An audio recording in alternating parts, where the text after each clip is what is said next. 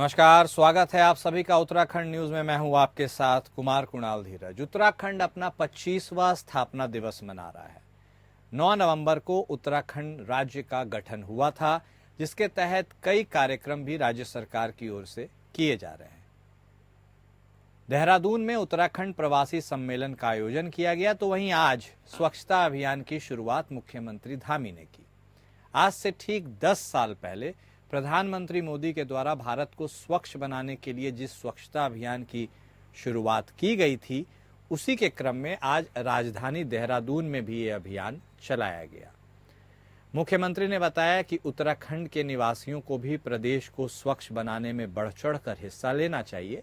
साथ ही इस अभियान से जुड़ने के लिए मुख्यमंत्री ने जनता से अपील भी की है।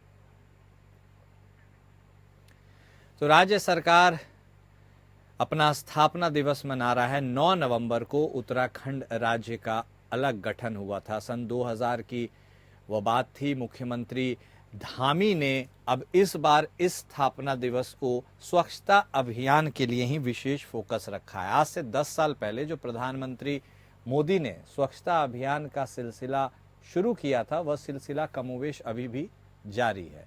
25वां स्थापना दिवस मनाया जा रहा है, उसकी तैयारियां हो रही हैं और कई कार्यक्रम भी इसी बाबत सरकार की तरफ से आयोजित किए जा रहे हैं। कल की बात यदि करें तो राजधानी देहरादून में उत्तराखंड प्रवासी सम्मेलन का आयोजन किया गया था। आज स्वच्छता अभियान की शुरुआत हुई, मुख्यमंत्री धामी ने की। प्रधानमंत्री मोदी के द्वारा जो स्वच्छता अभियान चलाया गया था, उसी के क्रम में देहरादून में यह अभियान भी चलाया गया।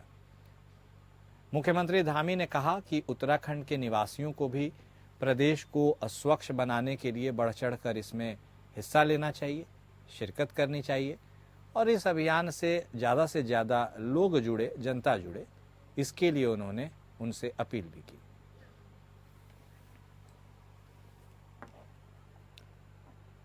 वहीं उत्तराखंड 9 नवंबर को अपना स्थापना दिवस मनाने जा रहा है। स्थापना दिवस के मौके पर जहां सरकार अपने कार्यों की उपलब्धियां गिना रही हैं, तो वहीं राज्य आंदोलनकारियों ने इन खूबियों के बीच कुछ कमियों को भी उजागर किया है। इसके संबंध में राज्य आंदोलनकारी प्रदीप कुकरेती का कहना है कि इन 24 वर्षों में राज्य ने बहुत कुछ हासिल किया है। एक अलग राज्य का दर्जा होने के साथ ही प्रदेश के लोगों ने शिक्षा, ब्यूरोक्रेसी समेत विभिन्न क्षेत्रों में अपना और प्रदेश का नाम ऊंचा किया है। उन्होंने आगे यह भी कहा कि हालांकि प्रदेश में काफ़ी कुछ हासिल किया गया है, लेकिन इसकी समीक्षा के दौरान यह मालूम होता है कि राज्य को अब तक स्थायी राजधानी नहीं मिल सकी है। इसी के साथ ही राज्य की जमीनों को बचाने के लिए सख्त भू कानून की मांग अब तक चली आ रही है, जिस पर सरकार को विशेष ध्यान देने की जरूरत है। तो राज्य स्थापना के अवसर पर राज्य आंदोलनकारी की भी अब अपनी अपनी राय और काफ़ी बेबाक तरीके से निकलकर सामने आ रही है। सरकार एक तरफ अपने द्वारा किए गए कार्यों की उपलब्धियां गिना रही है, हालांकि राज्य आंदोलनकारी यह भी कहते हैं कि 24 वर्षों में काफ़ी कुछ हुआ है, राज्य ने काफ़ी कुछ हासिल किया है। शिक्षा के क्षेत्र में, ब्यूरोक्रेसी के क्षेत्र में बहुत नए आयाम हासिल किए गए हैं, लेकिन कुछ ऐसे ज्वलंत मुद्दे हैं जिन पर अभी भी कोई निष्कर्ष नहीं निकाला गया है। हमारे संवाददाता सतीश कोठारी हमारे साथ फोन लाइन पर जुड़ चुके हैं, सीधे उनका रुख करेंगे। सतीश, तो एक तरफ उत्तराखंड राज्य स्थापना दिवस की तैयारियों में मशगूल है, कई कार्यक्रम हो रहे हैं, वहीं दूसरी तरफ एक ऐसा समूह भी है आंदोलनकारी समिति का जो यह तो मानता है कि बहुत कुछ हुआ है, लेकिन यह भी मानता है कि कुछ ऐसे चीज है जो होने चाहिए थे अभी तक नहीं हुए हैं। उनकी मांग क्या कुछ है, क्या कुछ उनका कहना है, इसके बारे में तफसील से बताइए। देखिए, मैं बात करूं, उत्तराखंड बने हुए 24 साल पूरे होते हैं कल, और जो है 25वां प्रवेश होता है। तो जिस तरीके से उत्तराखंड में लोग जो चाह रहे थे, जिस तरीके से ये था कि पहाड़ों का विकास हो और पहाड़ों में जो रोजगार, जो लोग पहाड़ों से पलायन कर रहे हैं वो पलायन ना हो, इसलिए मेन यही था उत्तराखंड बनने का। जो उत्तराखंड के जो आंदोलनकारी हैं या आंदोलन जो उत्तराखंड के बड़े बुजुर्ग हैं, या चाहे उत्तराखंड जो आपने देखा होगा कुछ एक विनोद चमोली जो विधायक हैं भाजपा के, उन्होंने भी बयान दिया था कि जो हमने उत्तराखंड जिसके लिए बनाया था वो आज भी साकार नहीं हो पाया। भले बड़े बड़े दावे कर रही हो सरकार, लेकिन ये है कि अभी भी धरातल पे वो चीज देखने को नहीं मिली पहाड़ों में जिन चीजों के लिए उत्तराखंड बना था। उत्तराखंड में काफी बेरोजगारी है और काफी पलायन है। मुख्य कारण जो है स्वास्थ्य सेवाएं और शिक्षक मुख्य कारण है जो कि इस समय पलायन है उत्तराखंड में। तो उसको लेकर भी जो आंदोलनकारी हैं वो कहते हैं कि जो है हमारा पलायन का मुख्य कारण है बेरोजगारी। और जो ये था उत्तराखंड का जो मूलभूत ये था कि हमें जो है गैरसैंण राजधानी मिले, लेकिन आज भी ग्रीष्मकालीन राजधानी मिली है, पूर्ण राजधानी उत्तराखंड को आज तक भी कहीं नहीं मिली है। तो उसको लेकर लगातार लोग मंथन करते हैं और लोग में बातें।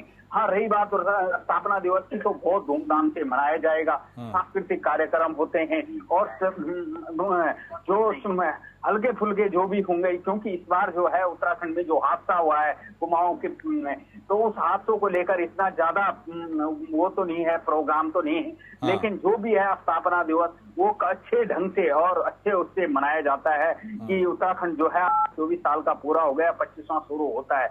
एक तो इसको लेकर काफी वो है लोगों के दिलों में खुशी कि उत्तराखंड बने हुए एक जो अलग ही एक भाव आ रहा है लोगों के दिल में कि उत्तराखंड है हमारा राज्य, एक पहाड़ी राज्य है, युवावस्था में है और उत्तराखंड राज्य है। तो उसको सतीश, आपने आंदोलनकारियों की एक बात के ऊपर तो इशारा किया है कि चलिए भाई, उन्हें चाहिए था एक स्थायी राजधानी, गैरसैंण का आपने उल्लेख किया, राजधानी का एक मामला फंसा है, लेकिन एक कड़े भू कानून को लेकर के भी उन्होंने अपनी बात रखी है। क्या उसकी भी टीस उनके मन में है?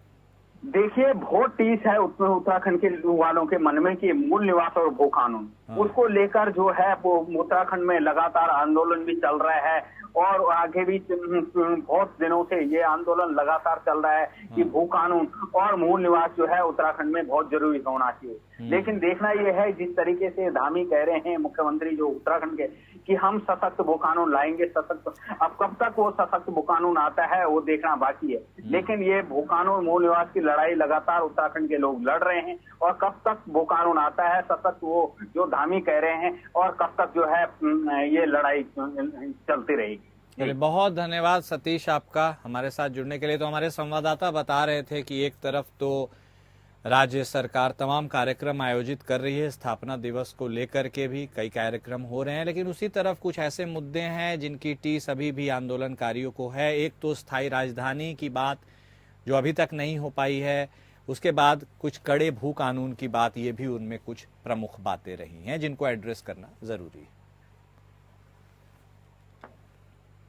जहां लगातार कांग्रेस निकाय चुनाव की देरी को लेकर सरकार के ऊपर हमलावर है और निकाय चुनाव की देरी को लेकर आरोप लगा रही है कि सरकार जानबूझकर निकाय चुनाव में देरी कर रही है, तो दूसरी तरफ बीजेपी के विधायक और देहरादून के पूर्व मेयर विनोद चमोली कांग्रेस के हमलों पर जवाब देते हुए नजर आ रहे हैं।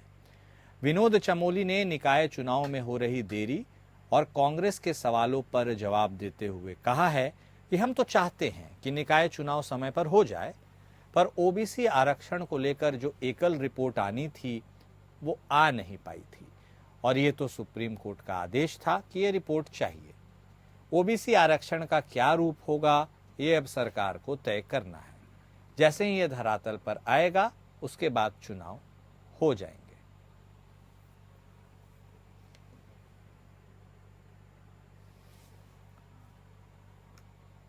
उत्तराखंड में निकाय चुनाव को लेकर जल्द ही आचार संहिता लग सकती है। बताया जा रहा है कि प्रदेश सरकार कोर्ट में थोड़े और समय की मांग को लेकर जा सकती है। चुनाव की तैयारी के लिए सरकार को थोड़ा और समय चाहिए, लेकिन इस सबके बीच में कांग्रेस लगातार निकाय चुनाव की देरी को लेकर प्रदेश सरकार पर सवाल खड़े कर रही है। कांग्रेस के प्रदेश प्रवक्ता शिशुपाल सिंह बिष्ट ने कहा कि निकाय चुनाव 1 साल पहले हो जाने चाहिए थे। 3 बार प्रदेश सरकार हाईकोर्ट में हलफनामा दायर कर चुकी है। हम सही समय पर चुनाव करवाएंगे, लेकिन वह सही समय कब आएगा यह किसी को पता नहीं है।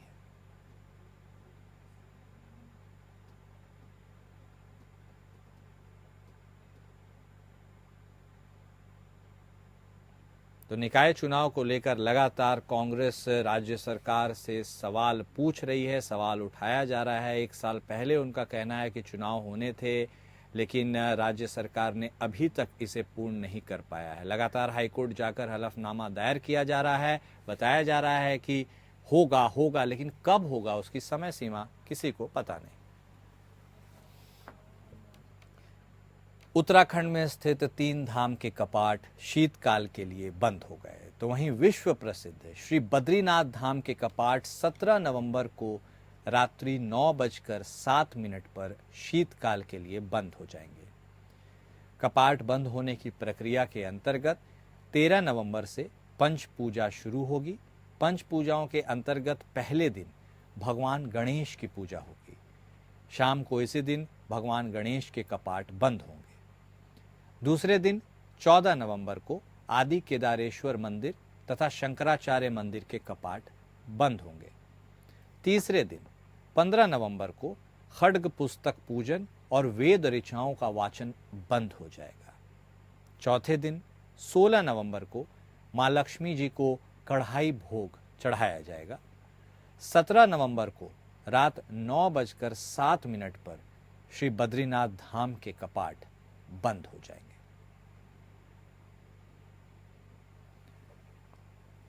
तो शीतकाल को देखते हुए 17 नवंबर की इस बार तिथि निर्धारित हुई है।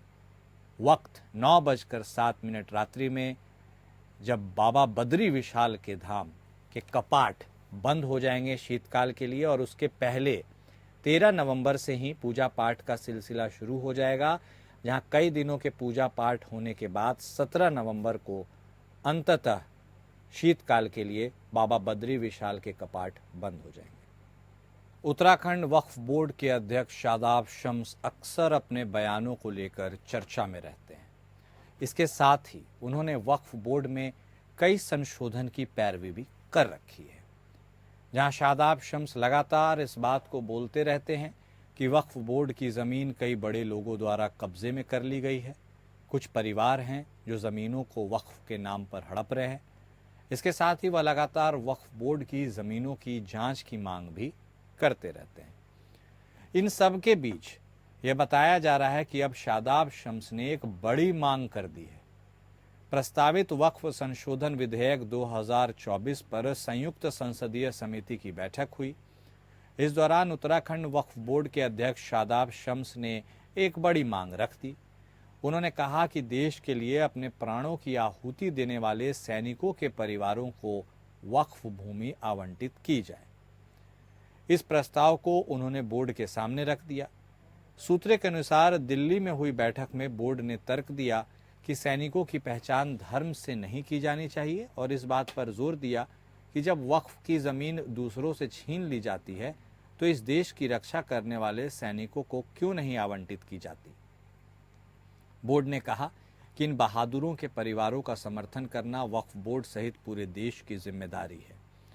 वहीं शादाब शम्स से जब इसको लेकर पूछा गया तो उन्होंने कहा कि बोर्ड में क्या बातचीत हुई है ये मैं मीडिया के सामने नहीं रख सकता, लेकिन जहां से भी यह जानकारी आप लोगों को मिली है कि बोर्ड में यह बात रखी गई है तो इसमें बुराई क्या है। जिनके पेट में दर्द हो रहा है उनके पेट में दर्द होता रहे। यह एक बहुत ही अच्छा फैसला है। ज़मीनें शहीदों के परिवारों को मिलनी चाहिए।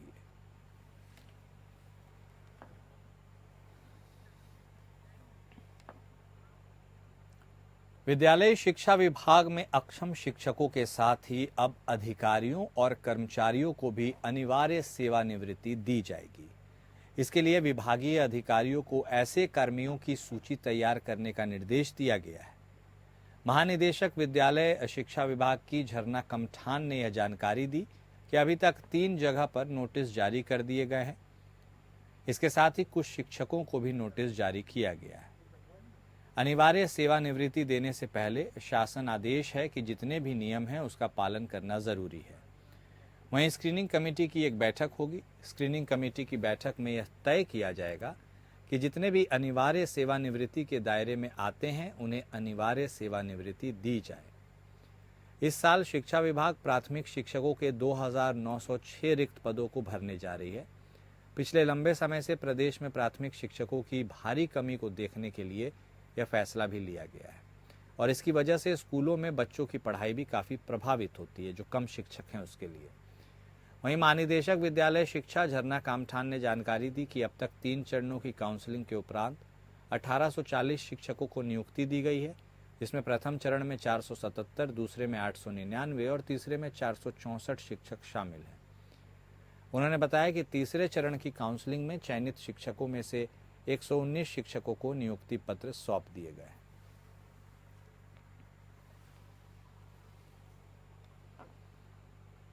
विकासनगर के औद्योगिक क्षेत्र सेलाकुई में hub pharmaceutical and research centre के प्लांट नंबर 10 के एलपीजी सिलेंडर लीक होने से अचानक आग लग गई।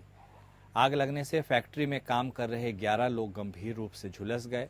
सभी घायलों को उपचार के लिए नजदीकी अस्पताल में भर्ती कराया गया है। आग लगने की सूचना दमकल विभाग को दी गई। सूचना मिलने के बाद दमकल विभाग के कर्मी मौके पर पहुंचे और घंटों की कड़ी मशक्कत के बाद आग पर काबू पाया गया। एलपीजी गैस का रिसाव होने से यह आग लगी। देहरादून के इंडस्ट्रियल एरिया सेलाकुई के hub pharmaceutical and research centre की फैक्ट्री में एलपीजी गैस का रिसाव होने से आग का गुबार फैल गया, जिससे अन्य एलपीजी गैस के सिलेंडरों में अचानक आग लगी। देखते ही देखते आग ने विकराल रूप लिया। फायर ब्रिगेड को एचआर हेड गोविंद जोशी ने यह जानकारी दी कि दवा कंपनी हब रिसर्च सेंटर के प्लांट नंबर 10 में आग लगी है। सूचना मिलने के बाद दमकल विभाग के कर्मी मौके पर पहुंचे और आग पर काबू पाया।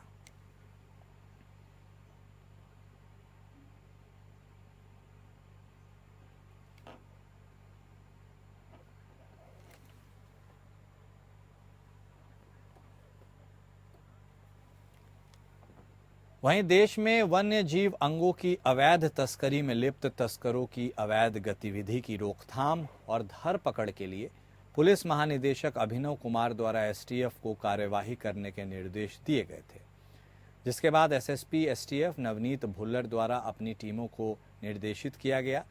वन्य जीवों की तस्करी में संलिप्त प्रत्येक तस्कर की कुंडली तैयार कर उसके खिलाफ कठोर कार्रवाई सुनिश्चित करने की बात कही गई।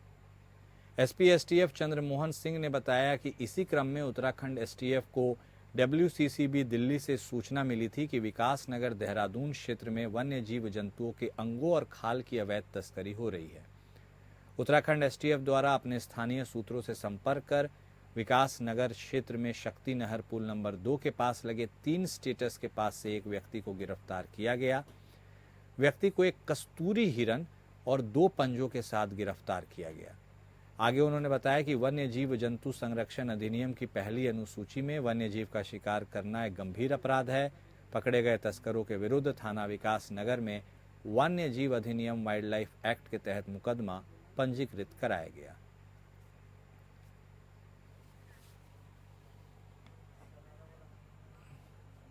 पौड़ी में खेल विभाग द्वारा पहली बार तीरंदाजी खेल प्रतियोगिता का राष्ट्रीय स्तर पर कंडोलिया मैदान में आयोजन किया गया। इसमें प्रदेश भर के 6 जनपद के 100 से अधिक खिलाड़ी इसमें हिस्सा ले रहे हैं, प्रतिभा दिखा रहे हैं। इस खेल प्रतियोगिता में आने वाले समय में बहुत से ऐसे खिलाड़ी भी आएंगे जो प्रदेश और राष्ट्रीय स्तर पर देश का नाम रोशन करेंगे। जिलाधिकारी डॉक्टर आशीष चौहान ने 3 दिवसीय तीरंदाजी खेल प्रतियोगिता का शुभारंभ किया। उन्होंने कहा कि निश्चित तौर से इस खेल प्रतियोगिता में आने वाले समय में तीरंदाजी के क्षेत्र में बच्चे अपना भविष्य संवार सकेंगे। खेल अधिकारी संदीप जुकलान ने कहा है कि तीरंदाजी प्रतियोगिता कोटेदार में आयोजित की जाती थी। पहली बार पौड़ी में इस तीरंदाजी प्रतियोगिता के आयोजित होने से स्थानीय लोगों में भी खुशी है। बच्चे बढ़ चढ़ कर इसमें शिरकत कर रहे हैं।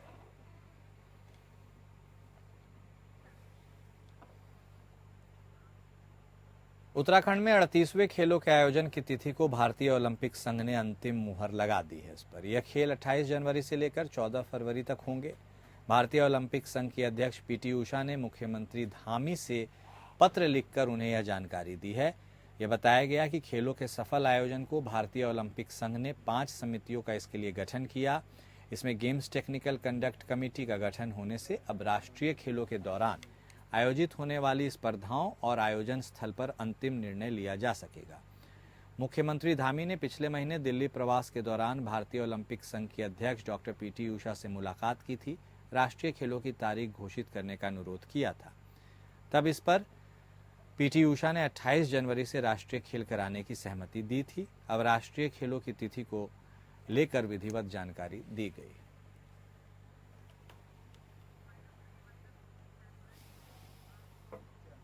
और उत्तराखंड न्यूज में अभी के लिए इतना ही। नमस्कार।